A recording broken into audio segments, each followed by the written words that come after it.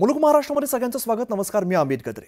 राष्ट्रवादी काँग्रेस शरद पवार पक्षाच्या प्रदेशाध्यक्ष पदावरून जयंत पाटील पायउतार झालेले आहेत आणि जयंत पाटीलंना प्रदेशाध्यक्ष पदाचा राजीनामा दिलेला आहे। आता शशिकांत शिंदे यांची राष्ट्रवादी काँग्रेस शरदचंद्र पवार पक्षाच्या प्रदेशाध्यक्षपदी निवड झालेली आहे। 15 जुलै रोजी शशिकांत शिंदे पक्षाच्या प्रदेशाध्यक्ष पदाचा पदभार स्वीकारणार आहेत। तर गेल्या काही दिवसांआधी जयंत पाटील यांनी प्रदेशाध्यक्ष पदावरून मुक्त करा अशी मागणी केलेली होती। मला प्रदेशाध्यक्ष पदातून मुक्त करा अशी मागणी जयंत पाटील यांनी 10 जून रोजी केलेल्या पक्षाच्या वर्धापन दिनी केलेली होती।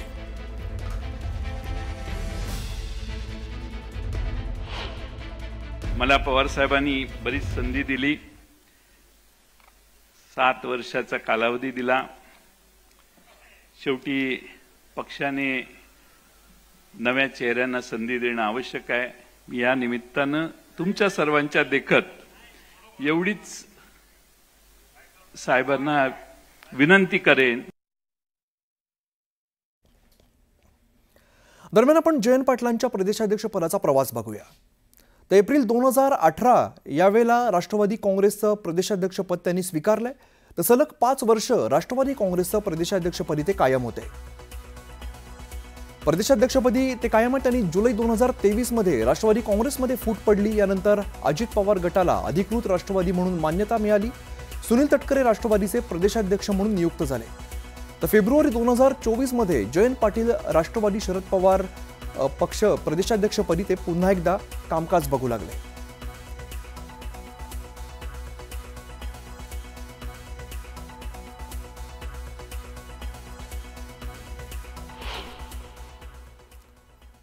तर जयंत पाटील यांनी प्रदेशाध्यक्ष पदाचा राजीनामा दिल्यानंतर पुढचा प्रदेशाध्यक्ष कोण याबाबत चर्चांना उधाण आले आणि आता विधान परिषदेचे आमदार आणि शरद पवारांचे निष्ठावान शशिकांत शिंदे यांचं नाव आता चर्चेत आलंय।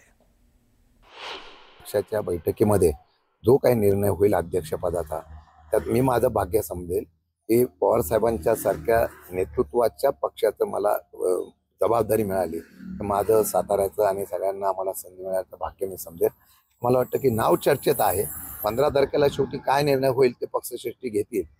माझी संधी मिळाली तर मला निश्चितपणाने आनंद वाटेल।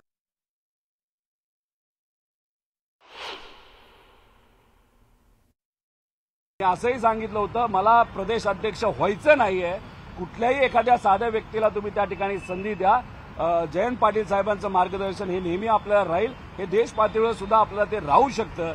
लढायचंय, पण आता काही प्रमाणात जे जयंत पाटील साहेब, पवार साहेब, सुप्रियाताई सुद्धा जे म्हणतात काही बदल झाले पाहिजे, ते त्या नेत्यांनीच ठरवलेलं आहे की आता बदल व्हावेत। आता त्याची सुरुवात झालेली आहे। आता ते राजीनामा दिला म्हणून बीजेपीत जातील, ते सुद्धा घाबरणारे कुठे? आतापर्यंत साहेबांबरोबर राहिलेले आहेत। सत्तेसाठी काय ते विचार सोडून जाणार नाहीत। आतापर्यंत ज्या विचाराबरोबर ते राहिलेले आहेत, फक्त सत्ता मिळावी, कुठेतरी मंत्रिपद मिळावं आणि मग त्याच्यासाठी ते विचार सोडून साहेबांना सोडून जातील आणि लोकांना सोडून जातील, म्हणजे त्याचा अर्थ पळून जातील असं मला वाटत नाही।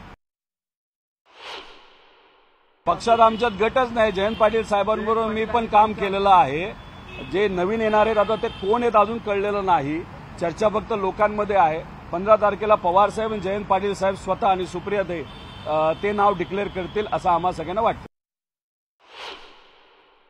जयंत पाटलांचं अनेक वर्षापासून शरद पवार साहेबांबरोबर असलेलं चांगलं नातं, परंतु असली अस्वस्थता ही आपल्याला पाहायला मिळालेली आहे। त्यांनी अनेक वेळेला पक्षामध्ये काम करताना इंटरेस्ट एवढा काही दाखवलेला नाही आणि मागच ते म्हणत होते की मी राजीनामा देणार, कदाचित म्हणून त्यांनी आज राजीनामा दिला असावा आणि कुणाची वर्णी लावतात हा त्यांच्या पक्षाचा अंतर्गत। आता जयंत पाटलाची जी काही घुसमट होत होती ती आता थांबली असावी।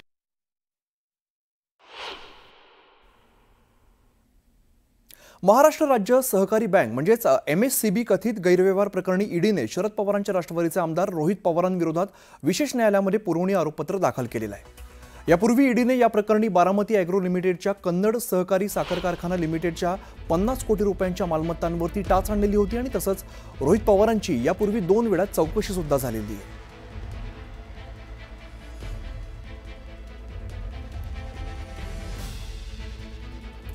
तर महाराष्ट्र राज्य सहकारी बँक म्हणजेच MSCB कथित गैरव्यवहार प्रकरणी ईडीने शरद पवारांच्या राष्ट्रवादीचे आमदार रोहित पवारांविरोधात विशेष न्यायालयात पुरवणी आरोपपत्र दाखल केलेलं आहे।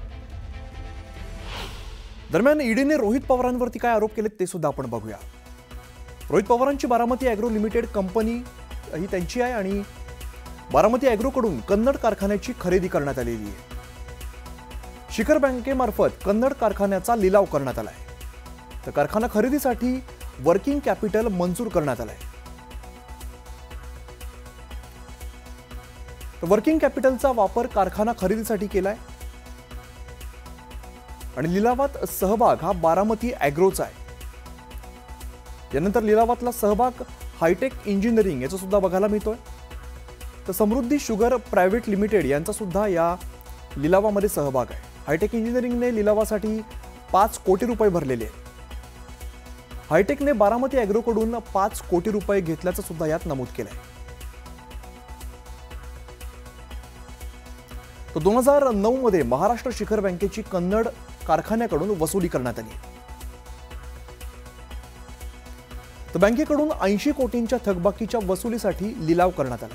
आपण नेमकं प्रकरण काय आहे हे सध्या बघतोय. तर लिलावात बारामती ॲग्रोकडून 50 कोटींचा व्यवहार करण्यात आलेला आहे. या लिलाव प्रक्रियेमध्ये नियमांचं उल्लंघन केल्याचा ईडीने आरोप केलाय. तर अत्यंत कमी किमतीमध्ये कारखान्याचा लिलाव झाल्याचा ईडीचा आरोप आहे. हे नेमकं प्रकरण काय ते आपण समजून घेतोय. मार्च 2023 मध्ये बारामती ॲग्रोच्या 50.20 कोटींच्या मालमत्तेवरती ईडीने टाच आणलेली आहे. तर कन्नडमधील 161 एकर जमीन, साखर कारखाना आणि यंत्रसामग्रीवर जप्ती सुद्धा आणलेली आहे. तर कन्नड साखर कारखान्याची मालमत्ता बारामती ॲग्रोने हडपल्याचा आरोप करण्यात आलेला आहे.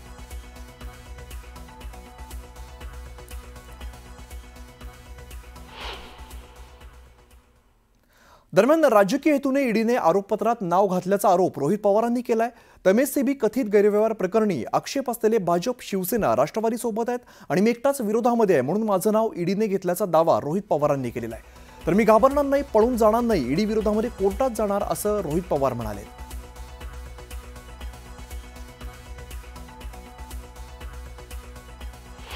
त्या 97 लोकांना ठेवलं बाजूला ज्यांचं एफआयआर मध्ये नाव आहे.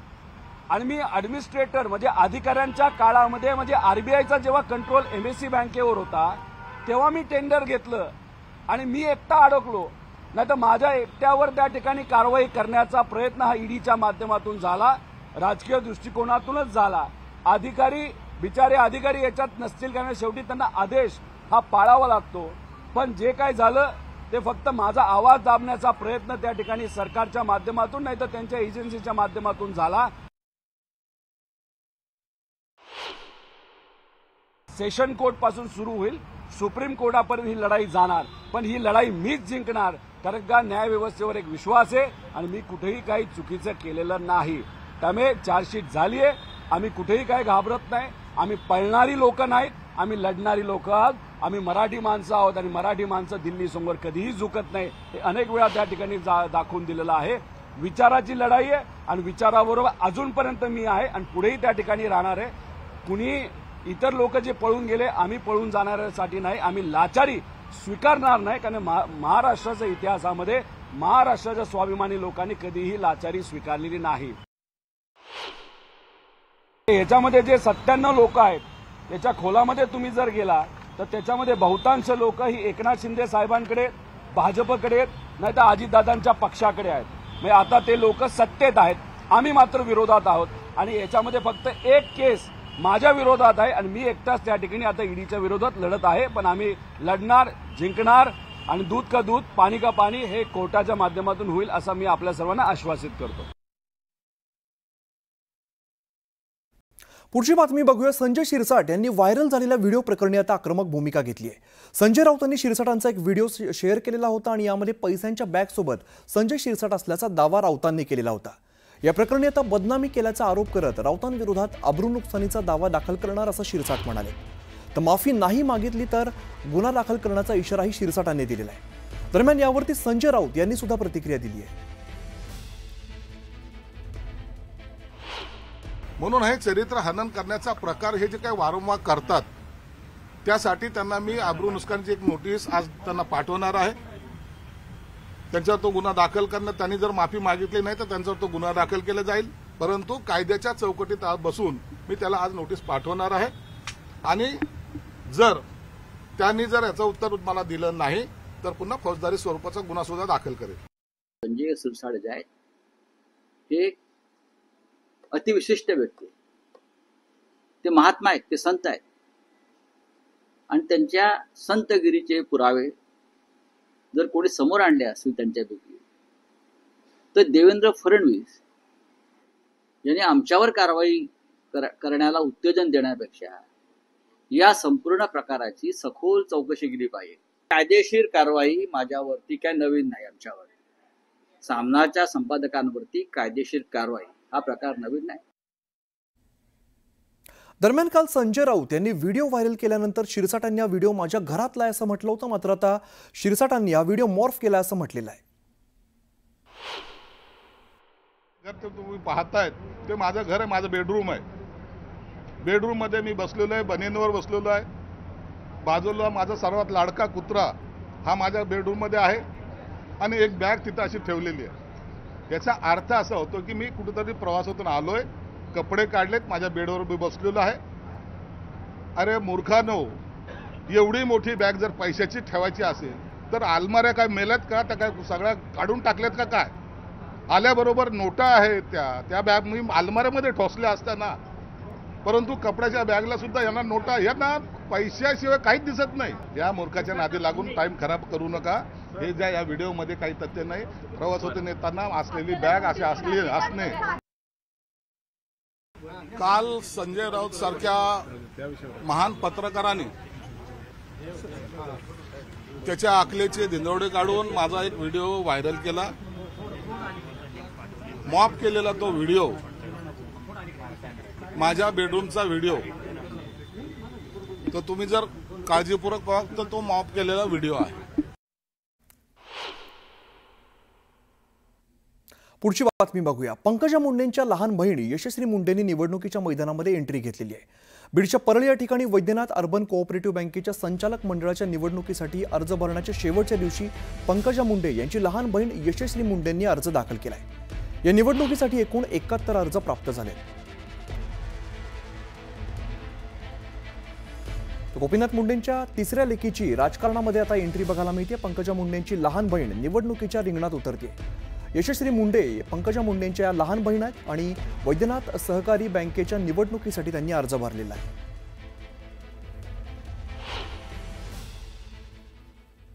आता बातमी नाशिकमधून आहे. नाशिकमध्ये एका फेसबुक फ्रेंड महिलेने कृषी अधिकाऱ्याला तब्बल 55 लाख रुपयांना गंडा घातलाय आणि कृषी अधिकाऱ्याने आत्महत्या करत आपलं जीवन संपवण्याची धक्कादायक घटना समोर आली. जव्हार या ठिकाणी एका पंचायत समितीमध्ये कृषी अधिकारी असलेल्या प्रशांत पाटील यांना एका फेसबुक फ्रेंड महिलेने ऑनलाईन ऑइल स्वस्तात खरेदी करून ते जास्त दराने विक्रीचा आमिष देत हा गंडा घातला आणि यासाठी मृत प्रशांत पाटील यांनी घरातील 30 तोळे सोनं गहाण ठेवल्याबरोबरच अनेक पतसंस्था आणि बँकांमधून लोन काढलेलं होतं. मात्र जेव्हा आपली फसवणूक झाली हे लक्षात आलं तेव्हा नाशिकच्या अंबड यांनी त्यांच्या राहत्या घरी गळफास घेत त्यांनी आत्महत्या केली आहे. दरम्यान या प्रकरणी अंबड पोलिसात अकस्मात मृत्यूची नोंद करण्यात आली आहे. तर नाशिकच्या सायबर पोलीस ठाण्यामध्ये आत्महत्येची नोंद करत फेसबुक फ्रेंड महिलेचा सायबर पोलिसांकडून सध्या शोध घेतला जातोय. कोणताही मोबाईलवर अननोन व्यक्तीकडून तुम्हाला रिक्वेस्ट येत असेल, कुठलाही प्रॉमिस येत असेल किंवा धमकी येत असेल, कुठलाही तुम्हाला लालूच दाखवली जात असेल, आमिष दाखवलं जात असेल, विश्वास ठेवू नका. खूप लोक फसवले गेलेले आहेत.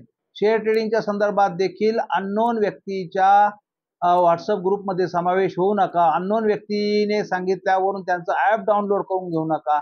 इथे नाशिक शहरामध्ये सर्व शासकीय सर्व सरकारी बँका आहेत, त्यांच्याकडे तुम्ही जा. नॅशनलाइज बँका आहेत, त्यांच्याकडे तुम्ही जा. बेळगावात कन्नडिकांची मुजोरी पुन्हा एकदा सुरू झालेली आहे. महापालिकेतील महापौर आणि उपमहापौरांच्या वाहनावरील मराठी आणि इंग्रजी नामफलक हटवण्यात आलेले आहेत. मराठी फलक काढत कानडी भाषेतले फलक लावण्यात आलेत आणि या प्रकारामुळे मराठी भाषिकांमध्ये आता तीव्र संताप बघायला मिळतोय. महापालिका अस्तित्वात आल्यापासून वापरत असलेल्या त्रिभाषिक मराठी, कन्नड आणि इंग्रजी नामफलक गुरुवारी हटवण्यात आला. दरम्यान या संपूर्ण प्रकारावरती महापालिका प्रशासन, भाजप नगरसेवक आणि राज्य शासनाने तातडीने उत्तर द्यावं, अन्यथा मराठी जनतेचा उद्रेक होण्यास वेळ लागणार नाही असा इशारा सामाजिक सांस्कृतिक संघटनांकडून दिला जातोय.